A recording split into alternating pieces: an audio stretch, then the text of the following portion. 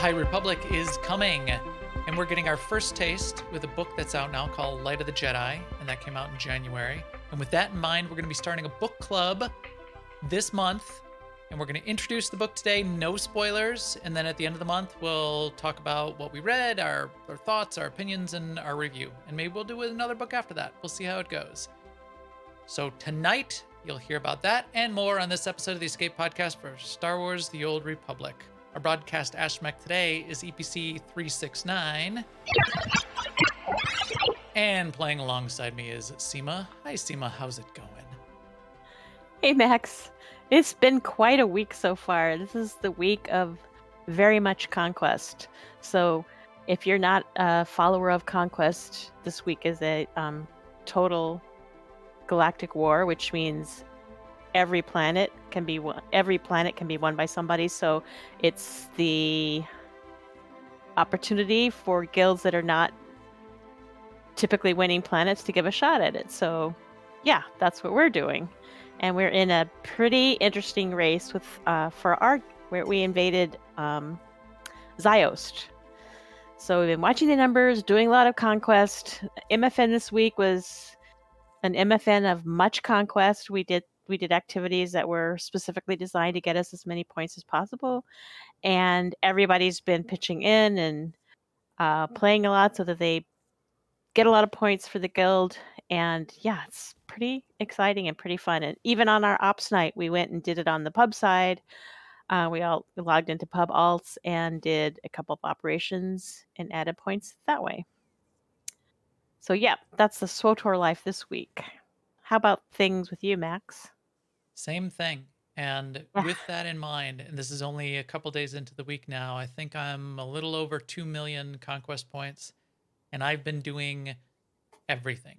Everything there is to do. Well, not everything yet. I haven't done flashpoints or uprisings yet, but they will come. I did a Star Fortress, I did PvP, and I think I'm only one match from completing the weekly for PvP. I completed the weekly already for GSF. I completed, well, last week, even in preparation, I completed like CZ198 2 or 3 times and Oricon a couple times. And then I've been turning those in for the daily repeatables on those weeklies that you can turn in. We've done world bosses, we've done rampages, we've done operations. So it's been crazy and it's been fun. And yeah, so our guild is up to 46 million points so far, and we're not that big a guild. It's just everybody's been pulling together. We still have 18 people logged on right now doing a bunch of stuff, doing some rampage. I rolled a new character. I have a Jedi Shadow. You know, I do not have a Jedi Shadow that I've ever rolled before. So this was my first Jedi Shadow ever. I mean, I've done multiple assassins. I really like my Jedi Shadow. I don't know why I didn't. I mean, I think I have like 3 assassins. I rolled another one this week too. My Jedi Shadow is a Will Smith's baby race. So, and he looks really cool. I'm kind of digging him. So I'm gonna play that a little bit and level it up. I think it's already. I was at level 10 to start on Tuesday, so that I could start earning conquest, and I think it's already up to 21. I want to say something too about other stuff. 2 million conquest points, because I think I'm at around 2 million conquest points also, which I've done slightly different from you. But I also want to say that people who log in and they do 200K, it's a huge help. It's it all adds up so much. So don't listen to those numbers or and 20K or 2K or don't think well, gosh, I can't contribute like that because I have a life and everything. No, you can. Yeah. Especially for us, and we don't ask anyone to do anything. It's if you want to join in and have fun.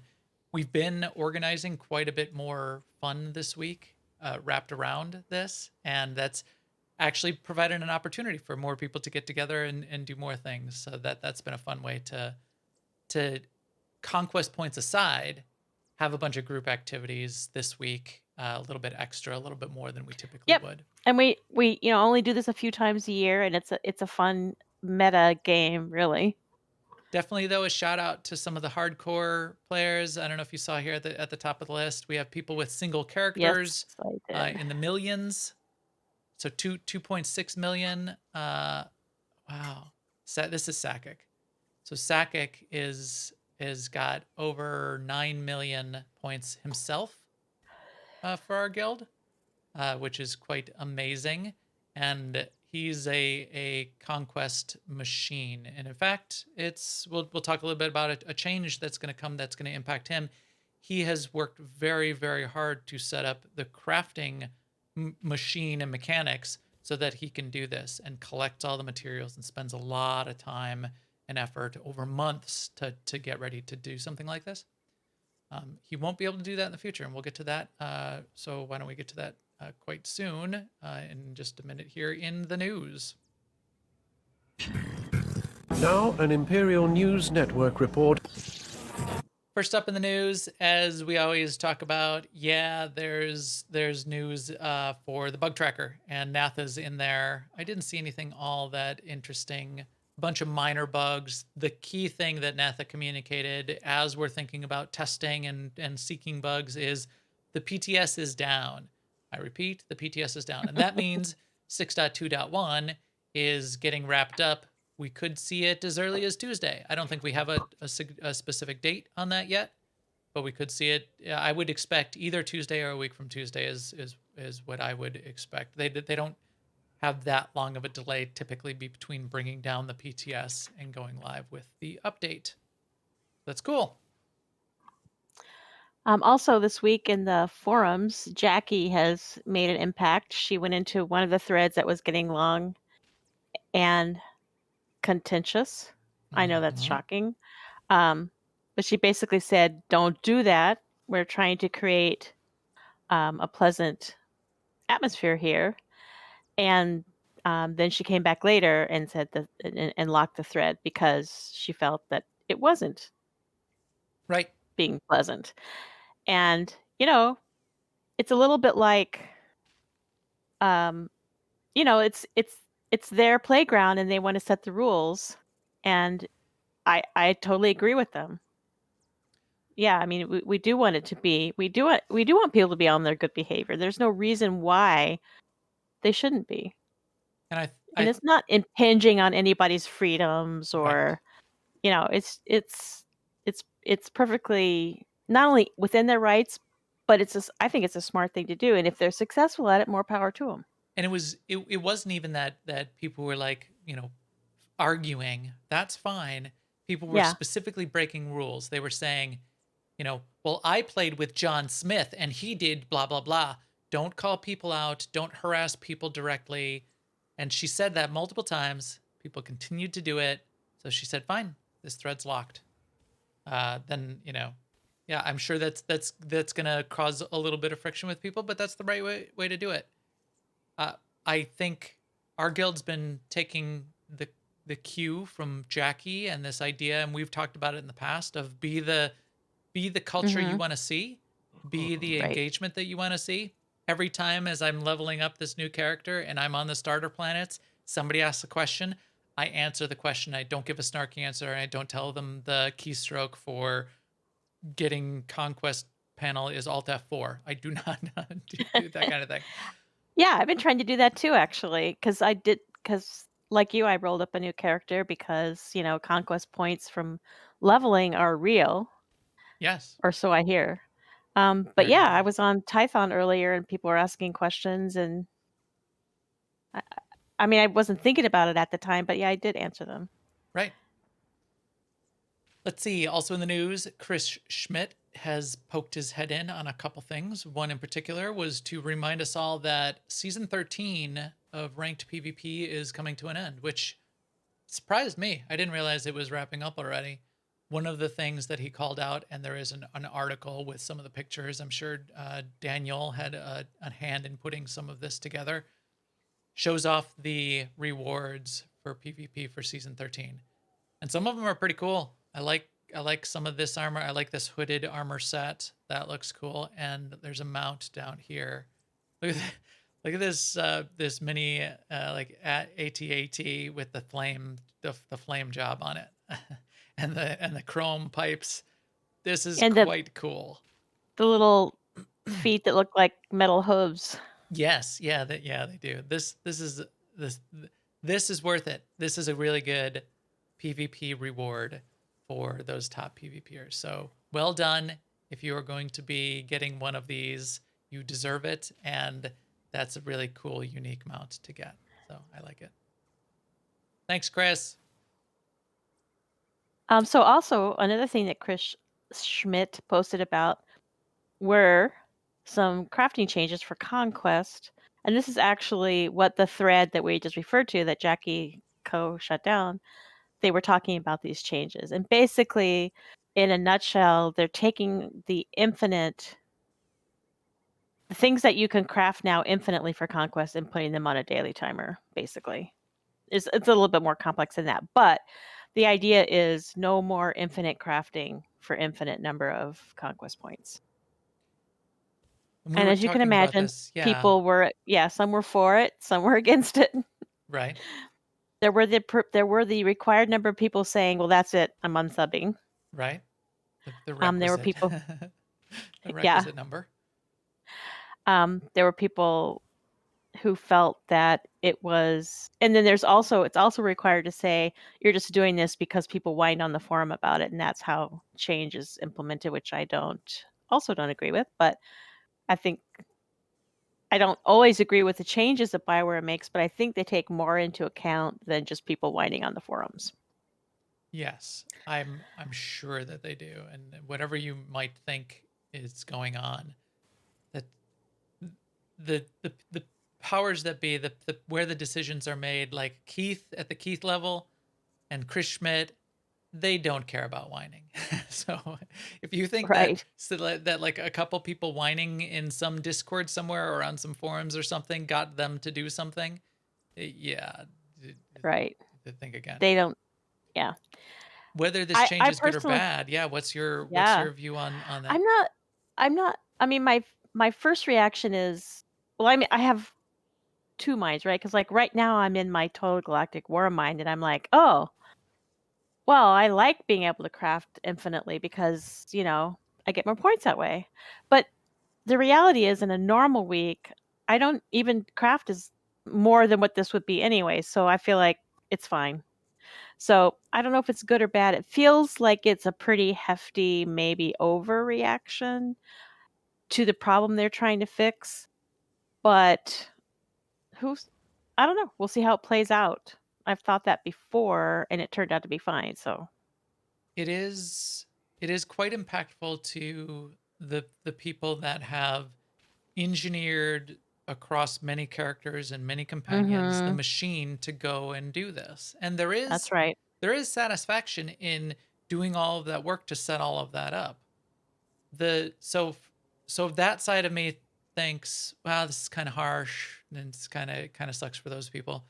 The other side of me is sort of thinking from a game design perspective, or even from a player perspective, not those players, but the players who learn and hear about those players, is the way this works is sort of antithetical to the way Conquest is now supposed to be working, which is all of the fun things that you do, you get a lot of points for, which in a large part is true right now. If you like to PvP, go PvP. You'll get a ton of points for PvP. If you like to level up your character, go level up a character. You'll get a ton of points for leveling up a character. Nobody, I can't say nobody because again, there's satisfaction if you set up this whole machine. But to tell someone, hey, a great way to play this game is to spend a lot of time, gathering materials that you're just going to burn up and waste and throw away. And then you're going to spend, when you want to do Conquest, you're going to log in and out of every character and you're going to just click over and over and over again the same thing to craft these things over and over and over again, and just spend all day logging in and out of characters, clicking those crafting buttons. Nobody does that. If there was no conquest points, nobody would be sitting around doing that for fun. So that side of me, when I think about people like learning from these crafting conquest masters, new players, if they heard about that, or they heard like this is a key thing that we do in SWTOR, they would never even install the game. Who would do that? Except for those I very mean, few that got the satisfaction about I have setting to it up. say, I mean, back in olden times when you used to do a lot of slicing crucible missions, I was just even then I didn't like logging in and logging out as a form of gameplay. And I don't I've never liked that. But yeah, so Forster makes a point in chat. He says if crafting is infinite, then everything should be. And there were people in this thread that made a similar point, which was that they're calling out crafting, but really the problem is infinite anything. Yes. Yes, except if there is a correlation. I would say, except if there's a correlation between time and conquest points, and which is sort of where they've brought the system to.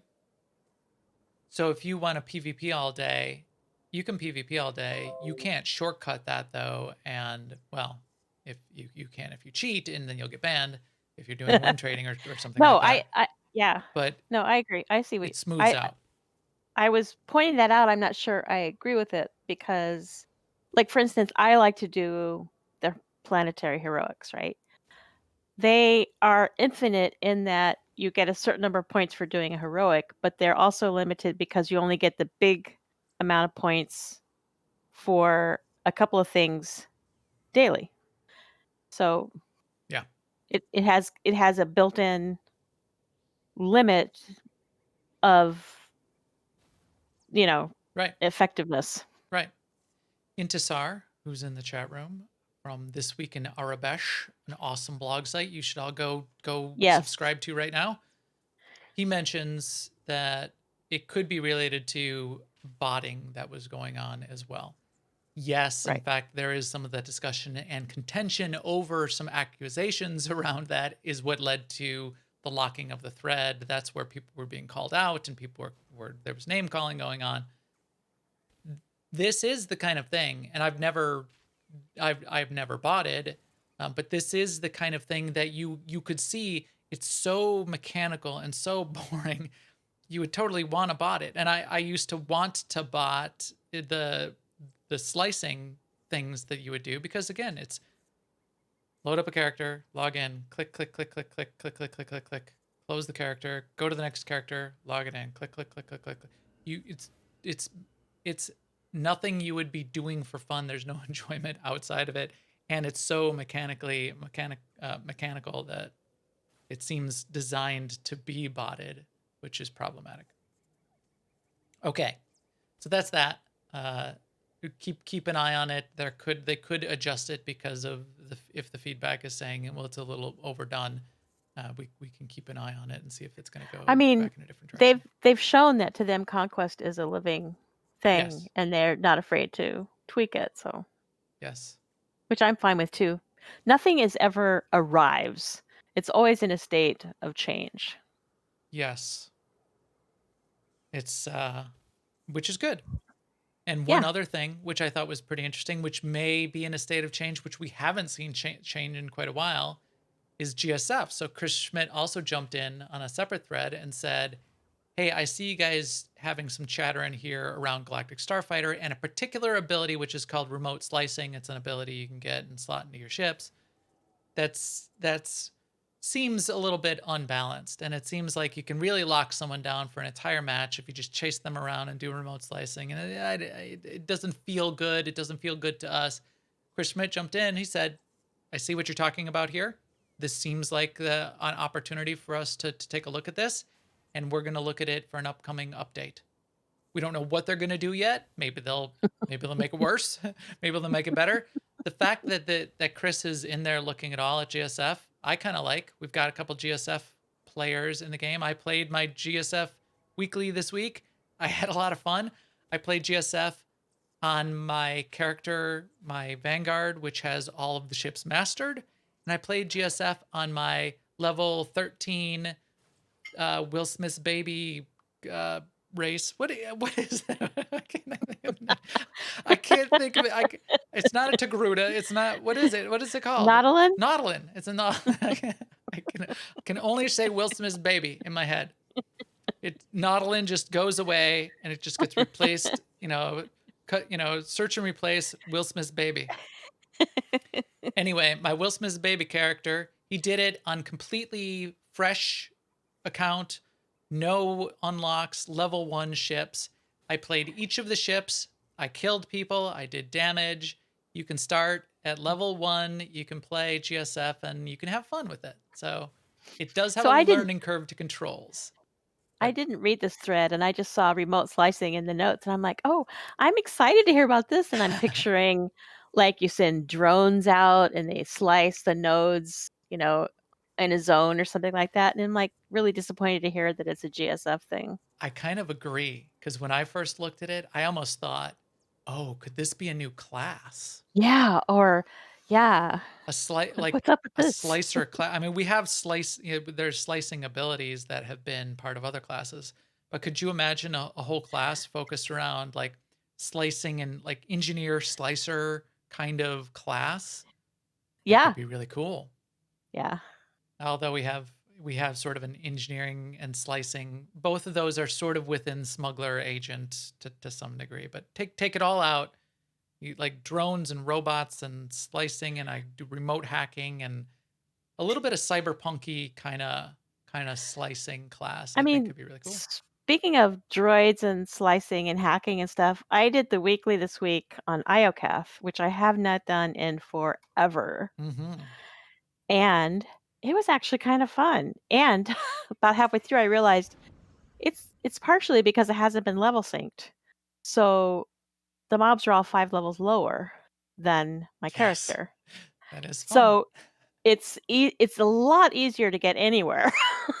So you can just like run all over the place and figure out where you're going, and you click on things and you slice things and you kill droids and Yeah. you become droids, and it was pretty fun. Star fortresses, when you're doing them I haven't done as that yet. heroic, are not are level synced.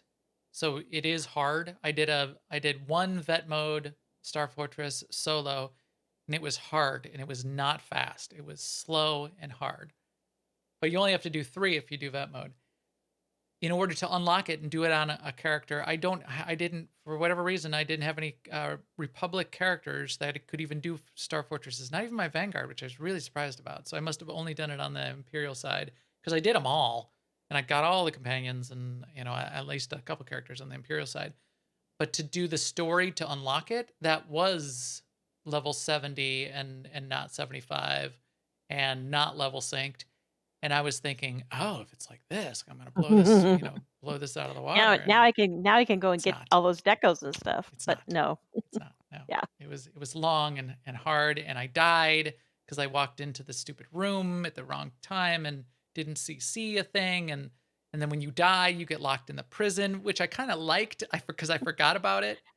You get locked in the prison cell. You have none of your abilities. You just get one ability where you like call a guard over. You go, hey, buddy, come here. And then when he walks up to the bars, you grab him by the collar and you punch him in the face until he falls down. And then you take his controller and open your cell. And then you have to blast your way out into the next room, and then you have to kill the warden to open the next room. It's not as long as involved. It only takes like a minute and a half, but it's cool.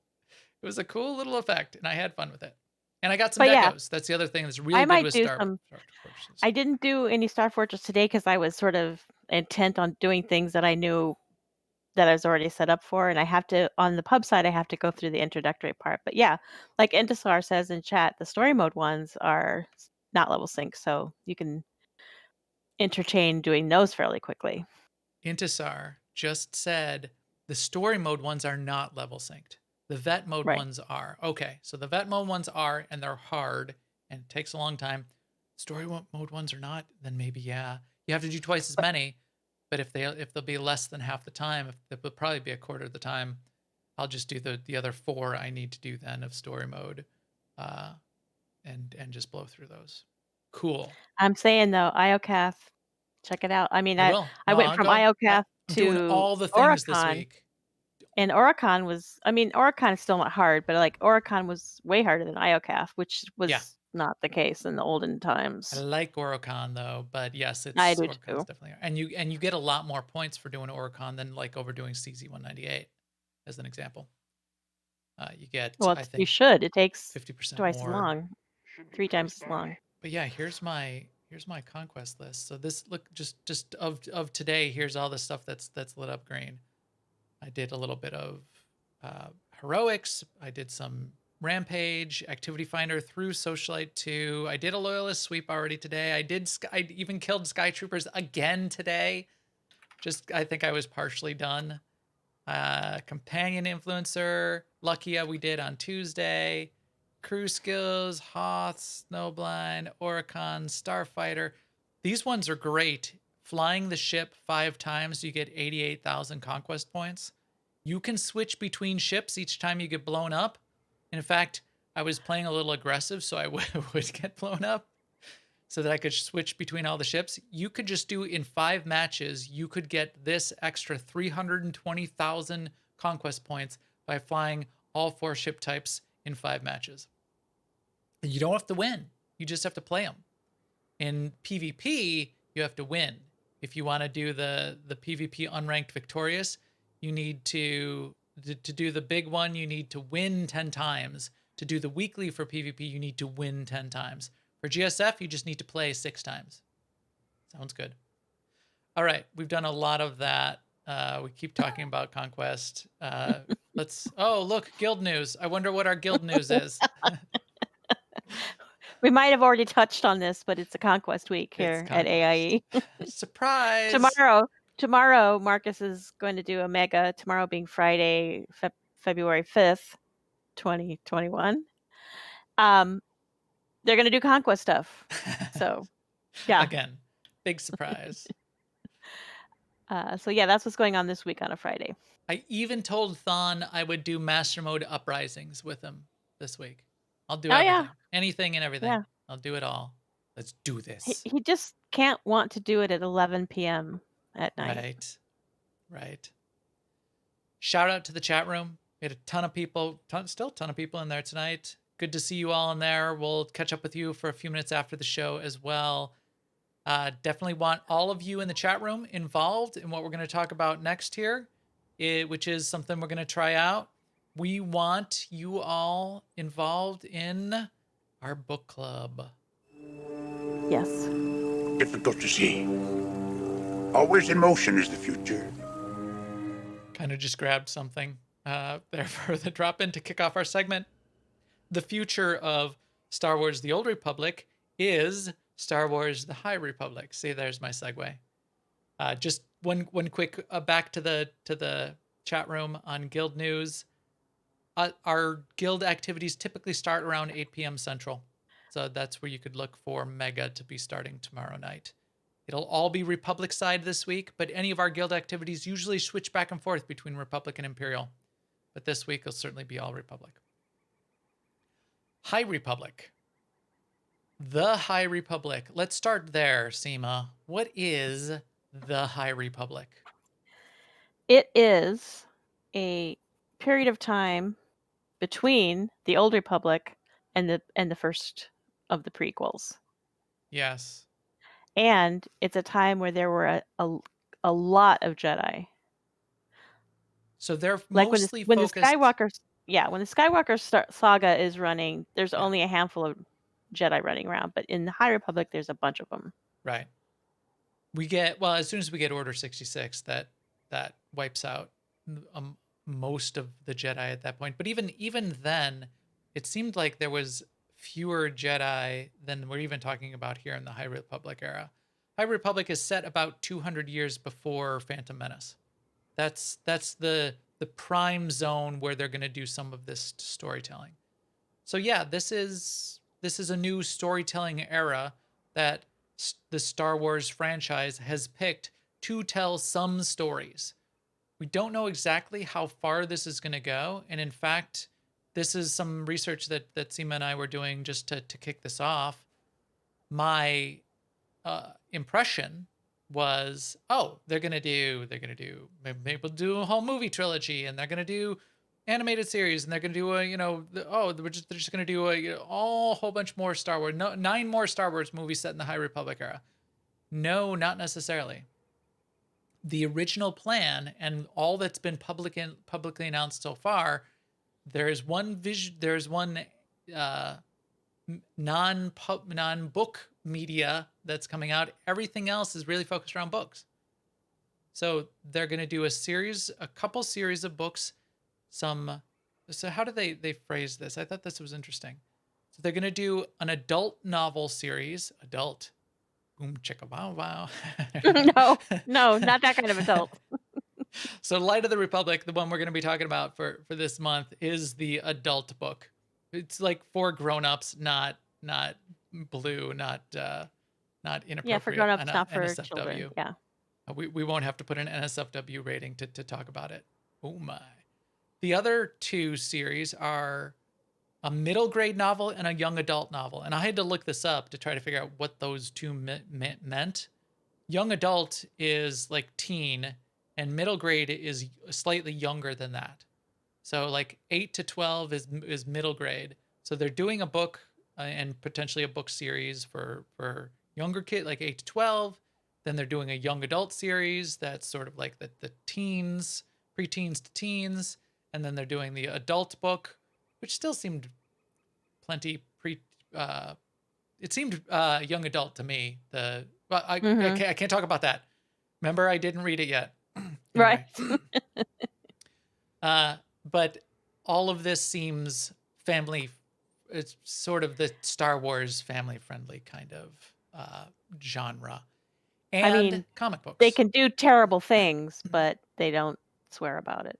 Right. They don't curse. They just murder people violently. I guess that's true. Right. So there is a little bit of take slaves going on. Yeah. I guess. Yeah. But as long as you, as long as you don't call someone a cotton-headed ninny muggin when you're slicing their head off with a lightsaber, then you're fine. Then it's all good. So yeah, that's where the High Republic is at right now. It was codenamed Project Luminous. I thought that was interesting, and that certainly comes up.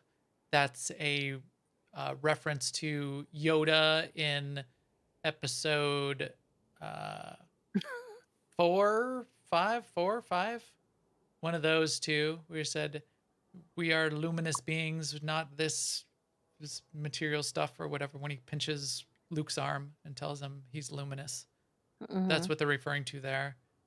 It is got a lot of Jedi reference, and no Sith. So I mean, Right. It's not confirmed. We'll see how it develops in the comics and the books. But in this era, at most, this would fall into the Rule of Two era. So unless they violate that or do something else, not this crude matter. Thank you, Zen.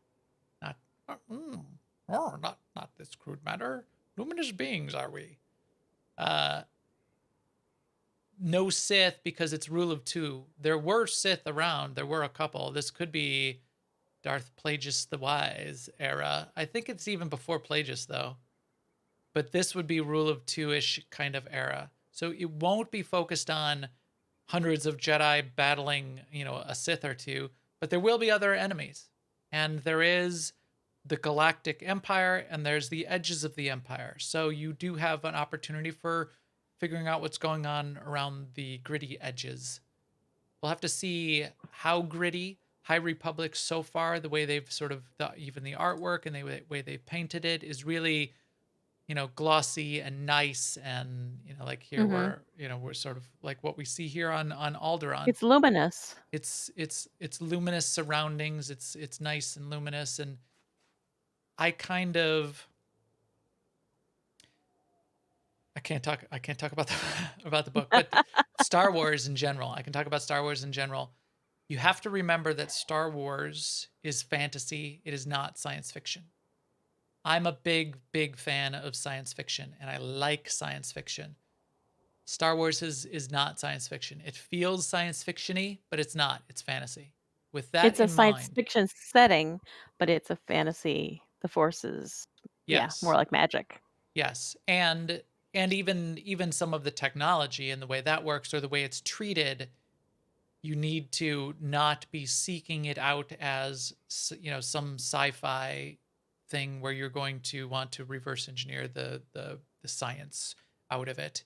You'll be disappointed if you go into it from that perspective, which is fine. and it's a perfectly fine place to play. You can also think of it then, because it's fantasy, there is a magic system here. And I think this magic system, the way they've described it, is definitely going to come into play in some interesting ways. So the Force and Force powers are a magic system. Is it soft magic or hard magic? You can look that up in the way authors treat development of a magic system. Does it have very specific rules, like you have a mana pool and you can only cast one school of magic and you can't cross over and cast another school of magic? And are there schools and pools and spells and methods and regents, and or does the story play out and then things just kind of happen? And it's still logically consistent in the world, but new things that have never happened before might just start happening, and that's okay in a soft magic system. That is the way Star Wars typically has played this, and that's why you've seen, even in the episodes 7, 8, and 9, some new kind of force powers that were part of Legends that sort of became canon because Rey did some force healing that we hadn't seen in the previous movies. That flex in the magic system, I think, is something they're going to play with quite a bit. They've sort of alluded to that. And we'll see as far as what they do with the rest of the settings. I did want to talk about the authors that are part of the High Republic in general, and the author specifically for this book that we're going to be focused on, the light of the Jedi. I forgot what it's called. The Luminous of the Jedi of the Light of the Jedi. Light of the Jedi. Yeah, Light of the Jedi. Star Wars Light of the Jedi, a High Republic novel. Did you look up the team that is in charge of? No, I'm looking forward to hearing what you're going to say about them. So it's a team of 4 authors. So Charles Soule is the author, and we'll get to him in a second because he's Light of the Jedi.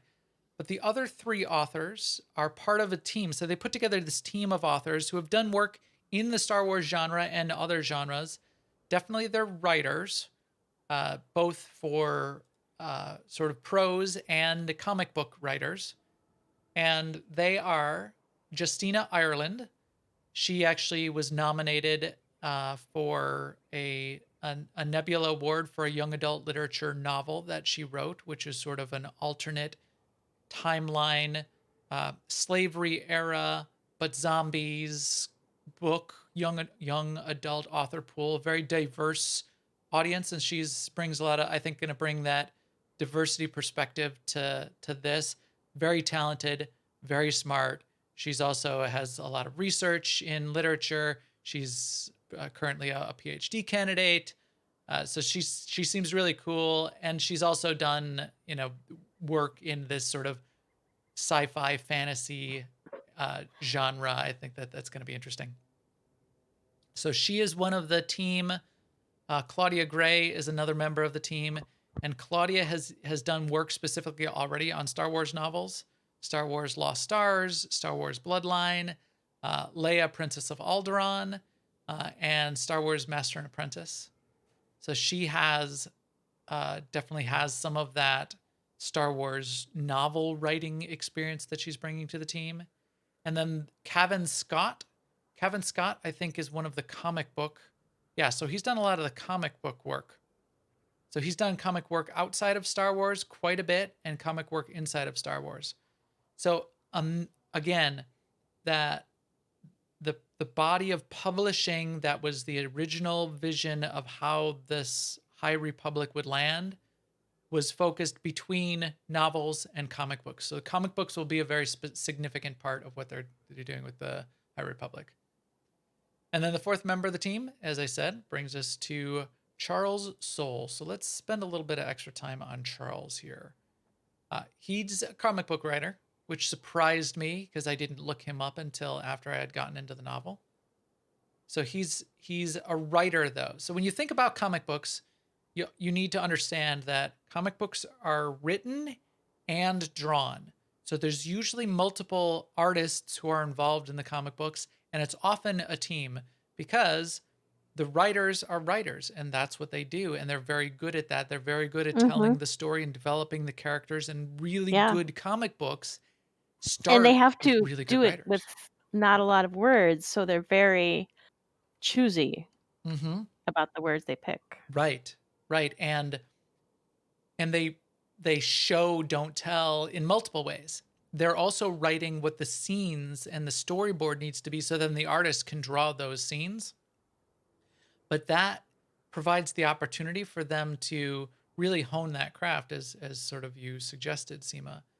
One of my top 5 writers, Neil Gaiman, got his start doing comic books, and he is a brilliant He uh, is writer. really.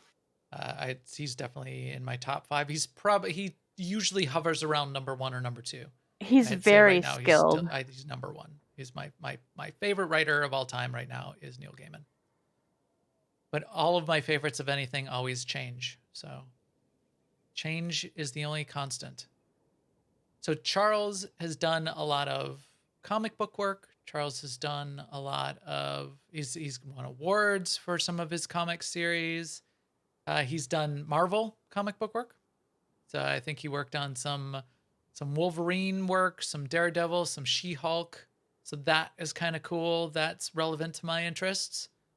And now he's getting into, and he's part of this team, and he's the first one that's doing this, the first novel in this series, the adult book series. Still can't say that with a straight face. But I noticed the next book in the Light of the Jedi series is not written by Charles. So I'm interested to see how that's going to play out too. There's sort of it sounds like maybe they're going to be trading off. I wonder what that will end up as. So to me, I wonder if they're sort of working uh, at the same time to Ah, accelerate being able to release stuff. maybe because it's going to come out relatively quickly. I think it's going to Yeah. come out in a well, I think it's the next book I think is coming out around July. In fact, I thought I had that page open too, just on like Amazon Books or something. I think the next book is going to come out in July, but yes, they could have been both writing them and then collaborating on the universe. And in fact, I found this quote when one of this was from the Collider, was talking about what they learned about the publishing, was that the next book, where did they say? Although not June 29th. though not a direct no, this was from sci-fi.com. Oh, Though gotcha. not a direct sequel, the next book is going to blah blah blah blah blah. I thought that was interesting when they called it out as not a direct sequel. So Cavan Scott's writing the next one. It's called Rising Storm. Uh, and it says, though not a direct sequel, the book follows the newly minted Jedi Council, blah blah blah. And there are characters that connect, and it's definitely part of the same universe. And the villain group is the same. The antagonists and some of the protagonists. We'll get into that when we review the book. But so maybe that's a good point, Seema. Maybe they're right. There's a lot going on, and maybe they're writing lots of these at the same time because the other books are out too. And Right. let's look those up because I forgot who wrote the other books. Star Wars High Republic, because there's like 3 books out right now: the young adult Mm-hmm. one, the Middle grade one. middle grade. So who? Oh, so Claudia and Giorgio. Who's Giorgio? He wasn't on my list. Giorgio Baroni. They collaborated and wrote Into Dark, the young adult. And then Rising Storm, that's the next one in the series that this is book 2 of 2 of the High Republic series. I thought there was going to be more than 2 of those. I thought there was at least 3. And then the middle grade Out of Shadows is Justina writing that one. And then Edge of Balance is on pre-order. That looks like that's another in the middle grade series. That's Justina also. Race to Crash Point Tower by Daniel Jose Older. That's a middle grade one also. Hardcover.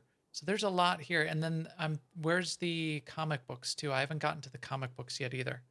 And a lot of I think there's one or more of the comic books that are either out now, or maybe this is these is where we're getting into the comic books. So again, quite a bit, and publishing was the focus, as you can see here. Although, as you guessed and I guessed, Seema, and speculated, and here's where we can do our irresponsible speculation. Do you think or expect that they're going to do a movie? And what did we learn in the pre-show from our brilliant chat room? What did we learn from the chat room? Yeah, that they are doing something more than books. One thing that Yeah, we could there's confirm for sure, well, yeah. which No, is you'll have to say because I was it's reading. Acolyte. Yeah, Oh, Star Wars Acolyte, right? Acolyte, Yeah. which I forgot about, and it was mentioned, and I didn't realize. Although it's near the same time, it's not the 200 years before. It's what's they're calling late in the High Republic era, which could be like 2 weeks before the the Oh, right, Phantom right, right. I Menace. know what you're saying. Yeah. But this Yeah. is going to be a TV show. So this is going to be on Disney Plus. This will be a television series. It will be final days of the High Republic era, which means kind of right before Phantom Menace. So really at the start of Phantom Menace, we sort of are at that tail end of the High Republic. The Republic doesn't fall, of course, until the fall of the Republic with the rise of Palpatine, Darth Sidious.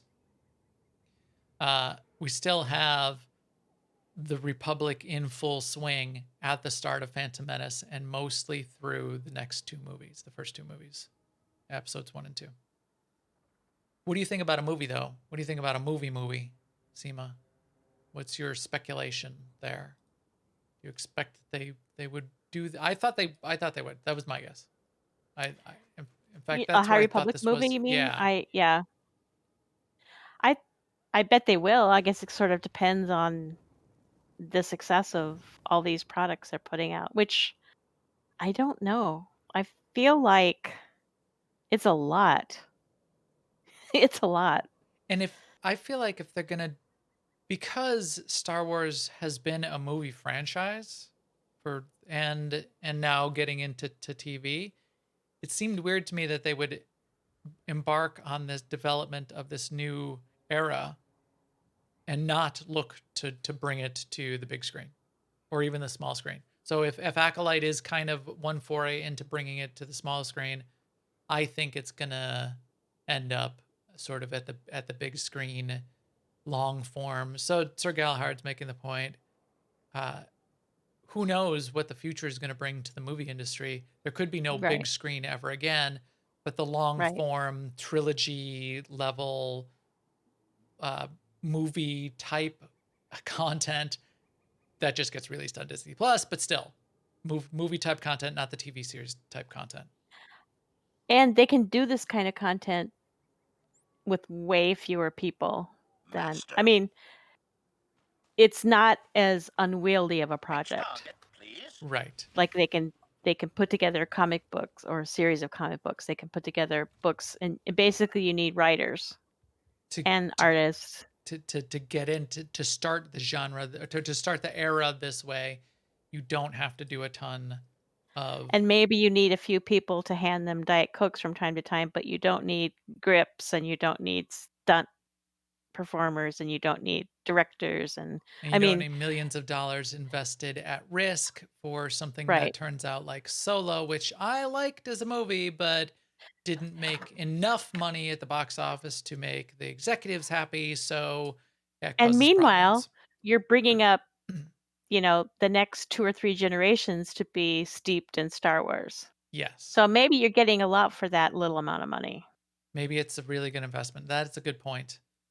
And you get to continue to develop the Star Wars world and lore, and maybe that'll And lead to more movies in the future, but now who that they knows when and where. control it, they're not going they can at least hope that they won't have the same disconnect between S Star Wars fans and the movies that they do produce. Yes. And with that in mind, that's kind of a really interesting point. I would have even wanted them to go even further away than 200 years before Phantom Menace to get Well, yeah. even further from what I really Yeah. want. To the old Republic. I want 200 years in the future. I want Old Republic also. I want a Revan movie starring Keanu Reeves. Yeah, okay. So just to be clear, yes, do that Not that now. you've thought about it or anything. Here's my money. I will throw that at you. But I want 200, 500 years in the future.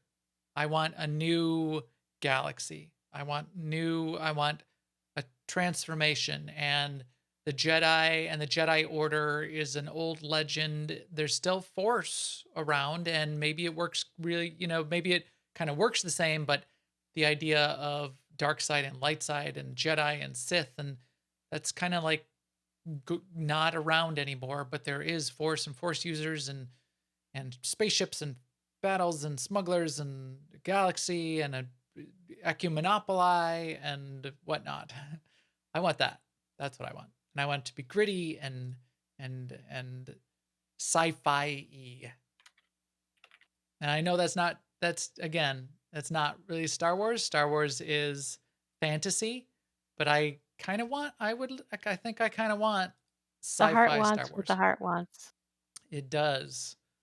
Because luminous beings are we, Seema. Luminous beings are we. Not this crude matter. All right. So, book club. Book club this month. Starting now, you got the month. We'll give you either the last show of the month or the first show in March. We'll do our review of the book with spoilers, That and will we'll be talk about spoilery. it. Yeah. Yeah. So you've So got you have some a month time. to read the book if you want to before we start spoiling it. And then who knows? And then maybe for March, we'll pick up the next one. We'll pick up another one in the series, or we'll go and pick up another Star Wars novel. In fact, right on my bookshelf, I have the Thrawn novel, and I would love Yeah, to. I was thinking Thrawn would be a good candidate for the next one. Right. It doesn't But have to be if you just another guys Republic have an series. opinion, let's hear it. Maybe we'll do a survey. Yeah, I mean, if we're going to sort of book club this thing No. up, maybe we'll do, Seema gets 50 votes, but we'll do a survey. The illusion That kind of survey, choice. fine. We'll see. We'll take ideas, and Seema will decide between the ideas that you all provide. This plan meets with where we my go. approval. The title of the book the chat room is asking is Light of the Jedi, Star Wars Light of the Jedi, a High Republic novel. And the author is Charles Soule, Soule. I did it on Audible. It is also out in print. It worked really well on Audible. Let me do a shout out on Audible. You can do a preview on Audible of the narrator. The narrator is relatively well known for these kinds of books, and he's okay he's good. too, aside from the very, very beginning, which just will make you roll your eyes. He But definitely after that, grew on me. I felt like he was kind of overacting in the beginning and doing a lot of accents. in a galaxy far, oh, so far, it's really far I've away. got something really new to tell you. You've never heard this before. A galaxy far, far. I'm an alien. I'm another alien. I'm an alien too. It's got a lot of that going on. Mark Thompson. But we'll review that too. But I'm just thumbs up from Mark Thompson. But yeah, it's out on paper, Audible, and Kindle. So choose your magic. Choose wisely.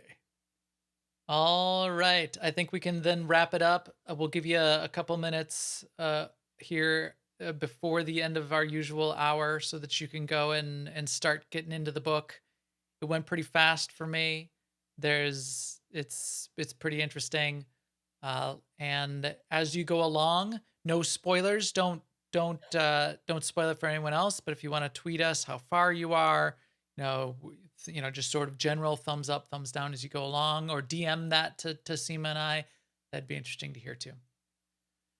So with that, I think we can take our EPC 369 droid, package that droid up and kick it out on airlock. We'll put a copy of the book into its data banks so it can review that as it's floating through the galaxy, broadcasting this podcast to all of you out there.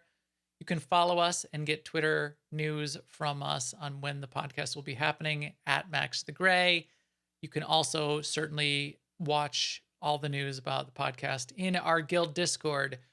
We have a channel for the SWTOR Escape podcast. Mostly it's just us posting, hey, we're live doing the podcast right now. But still, if we ever don't do a podcast like last week, because we did a special one over the weekend prior, you will find out about it there and on Twitter. You can get to our guild information at aie-guild.org. There's a Discord link in the upper right. And if you know anybody that should be listening to the show, please come tell them to find us. That's why we do this show. Have them subscribe to us, have them follow on Twitter, have them follow in Twitch so that we know that people are still keeping up with the show. And then we can reach out to all of you and ask questions like, what book should we be talking about next? And with that, we will talk to you soon. Later, everyone.